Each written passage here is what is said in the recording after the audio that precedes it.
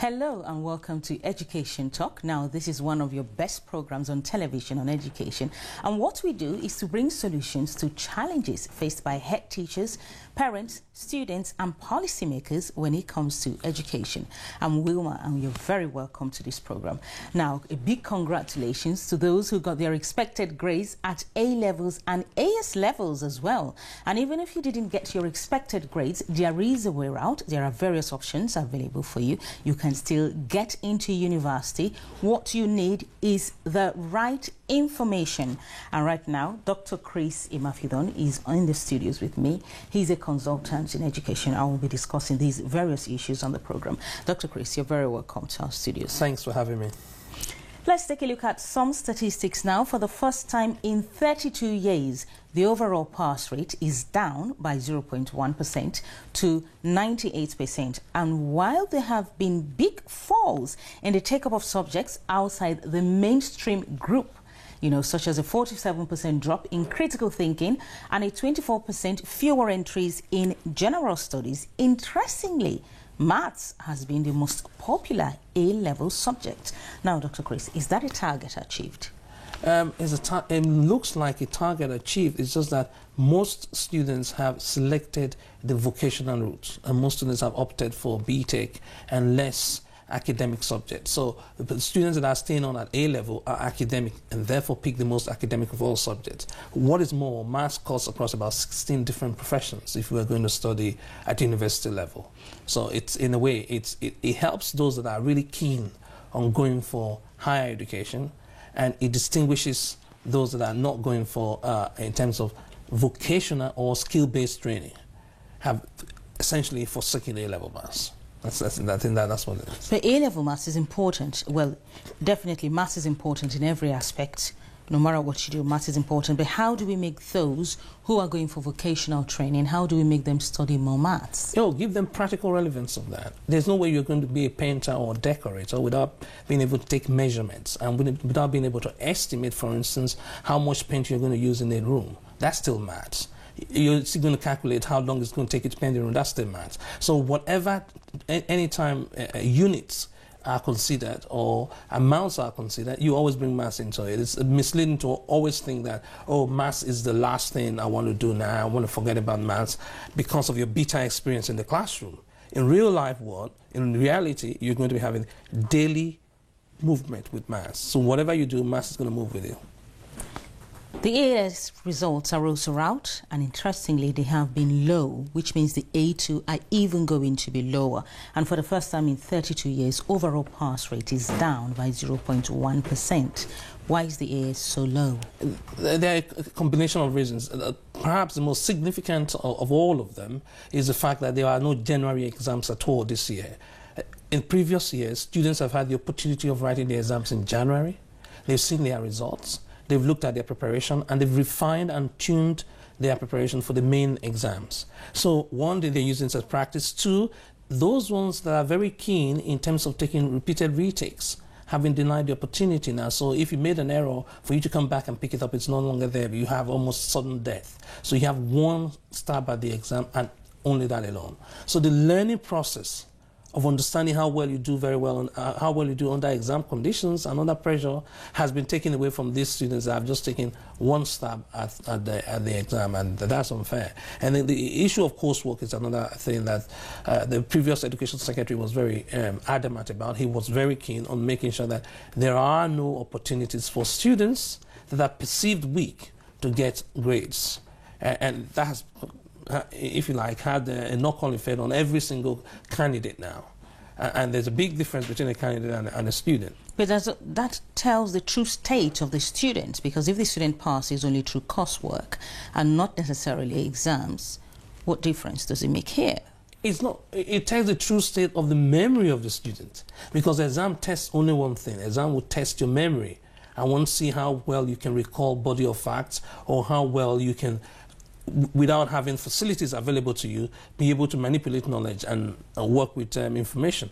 But if you're given coursework, you may be given a practical task where you have to physically conduct experiments or carry out investigation.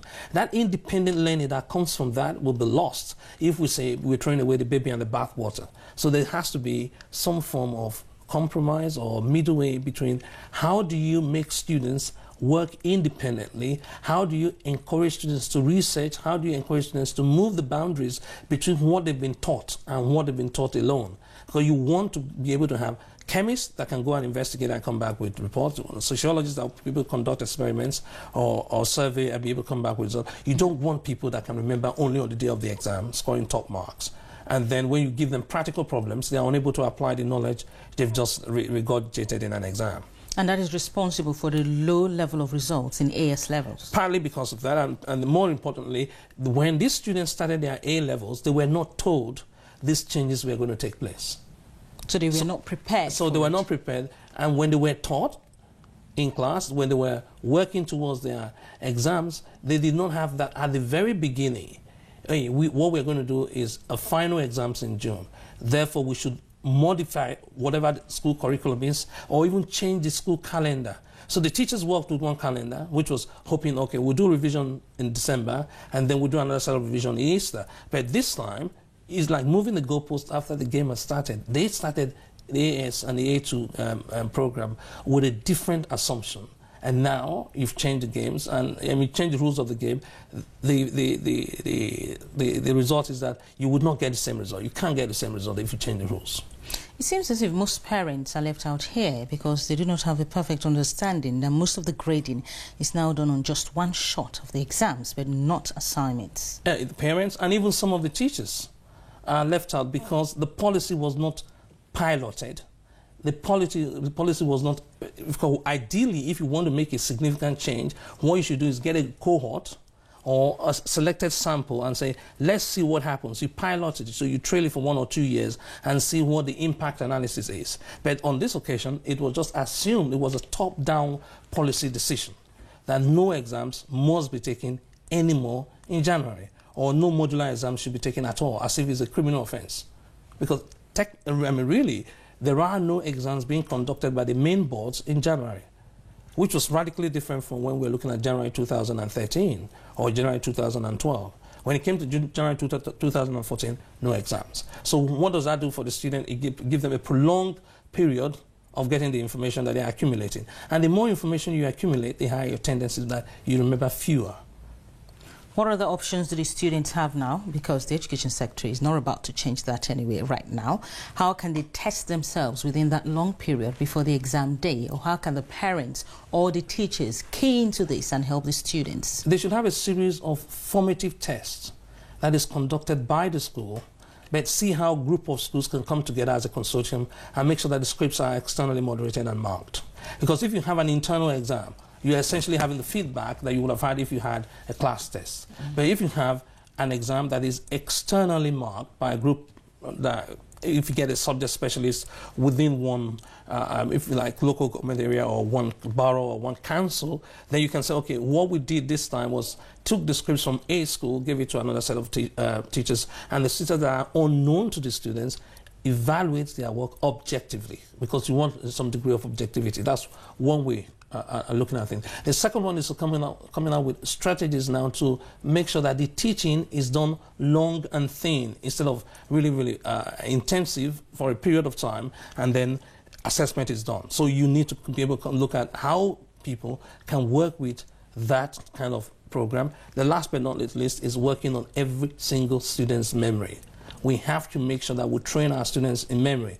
Mainstream schools does not do it now. I think it's about of all the establishments I know, I think it's only the Excellence in Education program that works on deliberate, structured training of memory. Well, that means you can double your memory if you take some exercises or if you're involved in some training.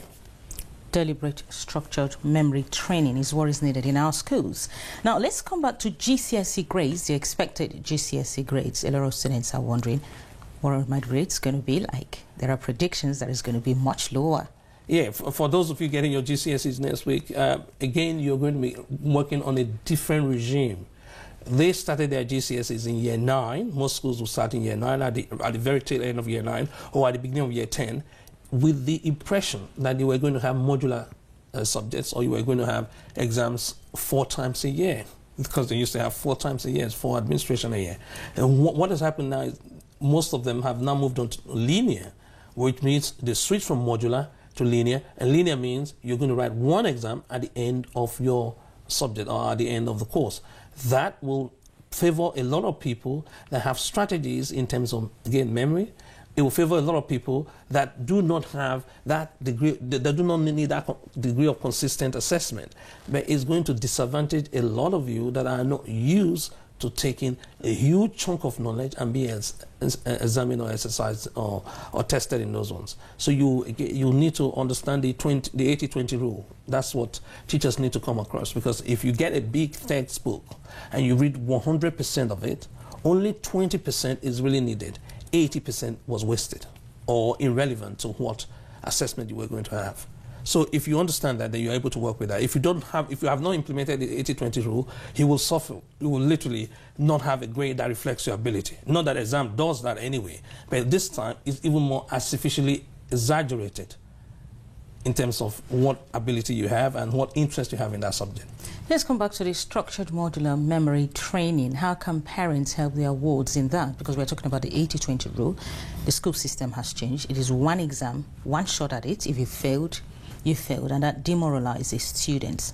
How can they train their memory to be able to retain enough information for the exams? We had that a while on the website. I think anyone can pick up the materials that goes about it. It's essentially looking at how do you associate the body of knowledge you have now with the new body of knowledge you are getting. How do you visualize the knowledge you have now, and how do you visualize the new knowledge you are getting? So there are techniques that you can go over and over again. You can have mnemonics, you have mind maps, a whole range of strategies you can have depending on the student, because you have to try a whole barrage on students, and they'll pick the one that they prefer or the one they can work with. So it's useful. I don't think the educational system pays enough attention to it. So if I was a parent, I'll make sure I get it outside the school system. Since you cannot dictate to the teachers what they are going to deliver in class, it's best you have your students or your child work with you, go through the entire memory program, and make sure that because everyone needs it. You need to recall names of people. You need to recall where your keys were last seen. We all need memory training. I don't know why we trivialize. We think some people are born with great memory, photographic memory. Others are born with bad memory, and there's nothing anybody can do about it. But it's actually training. Oh, you're training. You can train and get your memory up and make it photographic. So for parents who need to train their kids when it comes to memory training and retention, you can send emails to educationtalk@loveworldtv.co.uk or log on to the Excellence in Education program, the imafidons.com. Very important, the memory training. Let's look at the students who have had their places confirmed to get into university. Over 413,000, which is actually good, up 3% on the same point last year. 412,170 students now have their places confirmed. Now, for those still looking for places, yes, they go through the clearing system, but for some, the clearing system is just not what they want. What other options are there? Look back at your grades based on what your school's letter-headed paper gave you, because the schools do one interesting thing. They transfer all the grades from the various board onto a piece of paper so that all the results are now in one place and put a school stamp on it. Guess what? By transferring from the board to the piece of paper or the letter-headed paper, there are errors there. As at yesterday morning at about 10 o'clock, we take in 30% of cases we had errors. So make sure that you request for your board-based exam. So if 30% of cases had errors. Had errors. Yes. As at 10 a.m. yesterday. Yeah, it's human. It's perfectly human, because you are aggregating information and then you're repasting it. And the exam boards have different information systems. So they don't have, there's no harmony. The systems needs to be integrated. If it were integrated, that would be easy for you to extract the information based on the student number. So now you have to use the UCI number of the student and then punch all the details that are associated with that UCI number, exported onto the school's database, and then from there printed on. So there are rooms for system errors, room for computer error, and rooms for human error. So please make sure you validate that what is on your school letterheaded paper is exactly the same that Edexcel has for you, OCR has for you, and AQA has for you. Once you've done that, you now look at the grade boundaries. What was the grade boundary for the upper grade boundary for your subject? And then you look at your UMS. What score did you get? And now, I'm not interested in what alpha number stays next to your name. The alphabet just reflects your grade. But I want to go beneath the grade and say, what were your scores? What was your UMS? If I can get your UMS, I can then see, if they say you were given a B, for instance, how close a B was your B to an A? If we were given an A, how close an A was your A to an A star? You would never know that if you just look at the alphabet, but you would know that if you see the UMS. If the difference between your UMS and your grade happens to be single digits, that means 1, 2, 3, 4, up till 9, my first instinct is to ask for your scripts to be marked expressly. There are two different routes of marking. You can go through the traditional method or do a one quick remark for that. Now, if it's more than 9, I want to do a clerical check. I want to see whether all the options or whether all the sections were added up. Now, if it's bigger than that, I want to see the script. I want to see essentially what happened on the day of the exam, because most of us never ever get to go back and reflect on what we did right or wrong. If you're able to get that, it will tell you a lot more about yourself. So if it's remarked and your grade goes up, fantastic. You now go back and your original university will order their offer to you. But before you send this up, make sure that the university is aware of what you're doing, that you are exploring the ATS scheme, the Access to Schools scheme, and your school is keen on sending your marks back to the board for it to be remarked and re-evaluated. Because some students really don't know the difference between the clerical check, the remark, and the ATS as the Access to Scripts scheme. Yes, and big, massive differences. Because if you don't do it in the right order, you probably might not be able to, you'll lose out. And remember, the marking was also done under pressure. So, and it was done by humans. Most of our exams were essay-based questions. They are unlike the American SAT questions. The SAT questions are multiple choice and therefore marked by computers. And that is then produced and exported for you. But in the case of essay-based questions, they are marked by humans. And they have the marking scheme. And they have the keywords they're looking for. So you have to I will not take any grade at face value, particularly when I was predicted a different grade from the one I was eventually given. I would never do that. So every student that has a grade that is lower than what they were predicted, I will refuse to accept it until I've seen the UMS grade and I've also seen the scripts. If I've seen the script, I'm convinced that nothing went wrong. And the beautiful thing is there is help now if you need a lot of information how to get your scripts remarked or access to scripts. You know, you can actually go through your college and get that information. There is help available everywhere. Or if your college is unable to give you, you can come to the Excellence in Education website. The grade boundaries are there. They were published before the results were made available yesterday. So they're all PDF files. You right click on it, download it, and then check your individual subjects. Provided you took any of the main board, the OCR, the AQA and Edexcel exam boards are all there, and all the UMS scores, the grade boundaries, the individual module UMS is also there. So you're not looking at the overall subjects, you're also looking at the individual grades. So you should be able to go and be sure that the grade you've been given, A, reflects what your input was this time, 2, that your grade you were given reflects your effort. If it doesn't, there are a lot of opportunities available to you. Exactly. I just wanted to talk about the students who have decided, because of the changes in the process, where the exams are graded once at June, no longer exams in January, a lot of students have performed lower than they should have and maybe have decided to resit the exams. What help is there for them just to ensure that they do not get demoralized? Oh, a resit is very slightly different from retake. Resit means that I want to take it as a next available opportunity, and I'm therefore prepared to switch board if necessary. So if most of the exams, they are going to be resits in November. So between now and November is a great time for you to focus on the resit. The retake means that you're going to write it in June. You're going to have the luxury of a whole year to go for another set of, if you like, lessons and lectures and interactions. The AIE runs a 21-day change your U to an A-star program, where the entire process of getting from the lowest grade possible to the highest grade is compressed to 21 days. In fact, most people will be able to do it under 18 days because the skills that are required to get top exams are not top grades are not taught in school. The subject content is delivered, but the way it's communicated in school does not lead to anyone getting top grades. So, and they have it. For example, if you were going to do a mock test in school, you write a mock test, you give it to your teacher marks it and gives back the script to you, and then goes through feedback, end of story. But on this program, you have to go back and apply the feedback until you get 100%.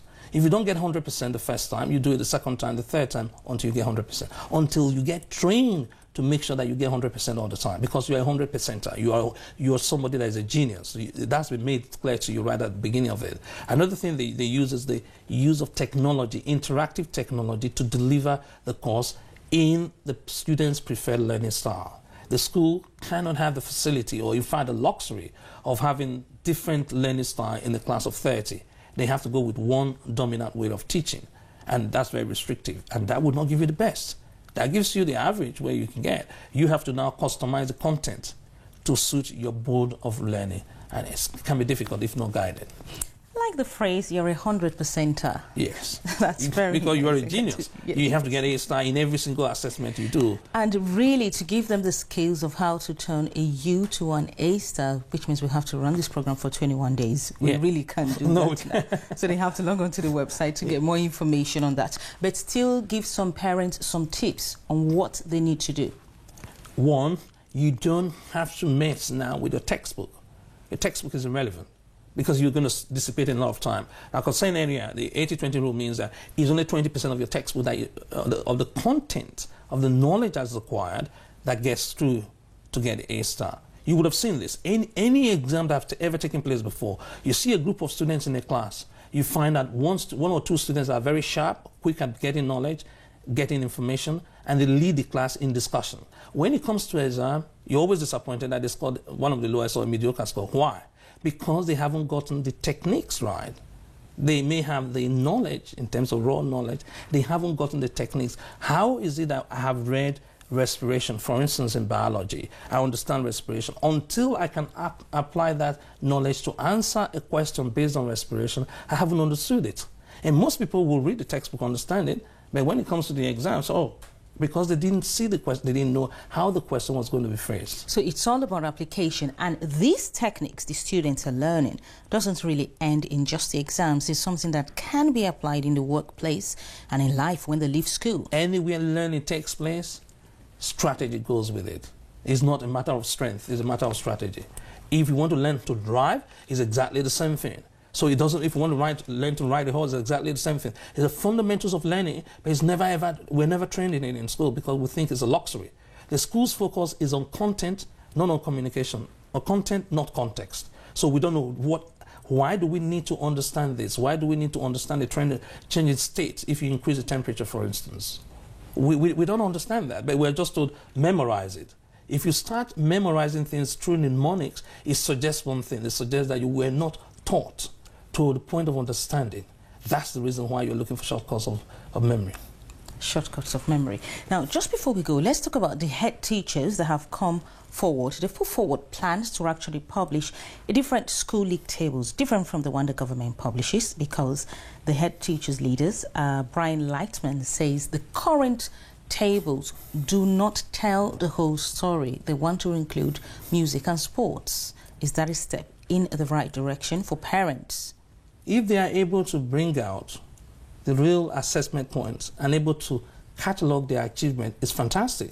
We should have an all-round education. I've always believed every single student should have one wind instrument, one string instrument, one team sport, one solo sport. If you haven't had all of that and all you know is maths, or maths and physics, that's a defective learning, and that's that student will come out as a non-well-rounded student. It's almost like a one-legged horse. So if you understand the value of music and you're going to incorporate that into the league table, the more the merrier. That's what I would say. And I would say, I think it's long overdue if you can have that, because the parents need to know how good the school is in other non-curricular based or enrichment activities, because they come back and feed into learning.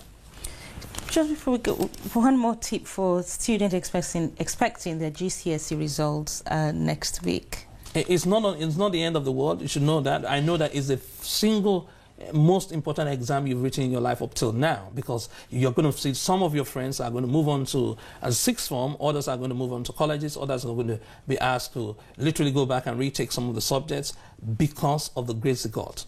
But remember, that grade is just used artificially to separate the sheep from the goat. It doesn't significantly mean life successes. So the fact that somebody was not able to get a C, for instance, in maths, does not mean that you are you're a D candidate. No, you're not a D student. Deficient. Yeah, you're not a D candidate. You're not a D student.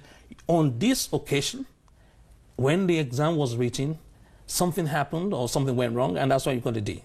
If you come back again, you will be able to get an A star. All you need to do is change the methodology that gave you that particular grade. The methodology is much more important than the individual student's ability, because students' ability cannot be measured by exam, has never been measured by exam. We kid ourselves when we say that students are bright, therefore they should go for this course of action, and other students are not too bright, therefore they should go for a coursework-based assessment. No, I believe that every single student, and this is with evidence, it's come up now, every single student is bright and gifted, but most of them are not developed, others are not detected.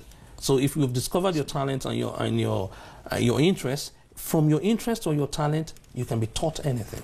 Thank you so much, Dr. Chris. We have to go up now, and we look forward to having you next week. Pleasure. Thank you. Viewers, it is Education Talk. Here we bring solutions to challenges faced by parents and all those who are stakeholders when it comes to education. For more information, send emails to educationtalk@loveworldtv.co.uk. Next week, we'll be talking about the GCSE results. Stay tuned and enjoy the rest of our programs.